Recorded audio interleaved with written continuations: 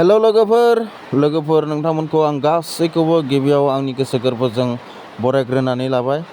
लोगोफोर दिनै आङो नोंथांमोननि गेजेराव न' गंसेयाव जेरै दरजा खोरखि लानानै न' गंसे जायो, बेफोरबायदिनो जिखिनि नांगौ बुस्थु बेफोरखौ आङो मोनफा मोनफा सोदोब वार्ड्सखौ इंलिसनिफ्राय बर'आव ट्रान्सलेट खालामनानै नोंथांमोननि गेजेराव लानानै फैदों।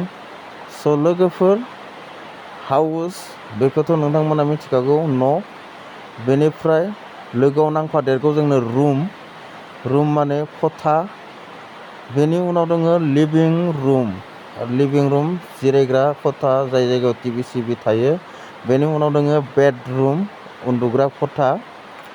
बेजों लोगोसे नांदेरगौ जोंनो किटचेन, इसिं होनना बुङो, जाय जायगायाव जों संनाय खावनाय खामानिखौ मावो। बेनि उनाव डाइनिं रुम, जाग्रा खथा।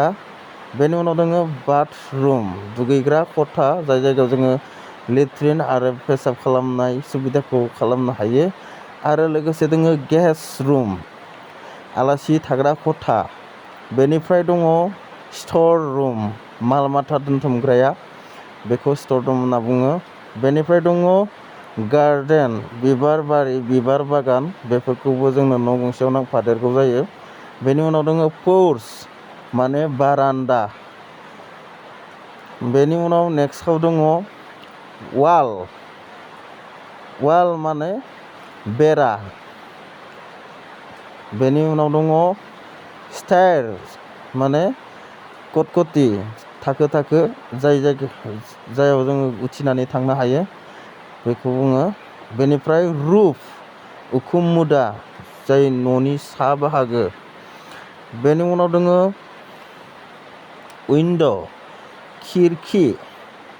स' लोगोफोर, दिनैनि भिडिअ'आ बेखिनियानोमोन। नेक्स्ट टाइम भिडिअ'आव लोगो मोनलायगोन। लोगोफोर, भिडिअ'खौ फोजोबनायनि सिगां नोंथांमोनखौ आङो बारे रिक्वेस्ट खालामो, आंनि चेनेलखौ सापर्ट खालाम, साबस्क्राइब खालाम, लोगोसे लाइक खालामनो दाबावगार। बेखिनिखौनो आङो बुंबाय, लोगोसे दिनैनि भिडिअ'खौबो फोजोबबाय। बाय बाय, थेंक इउ।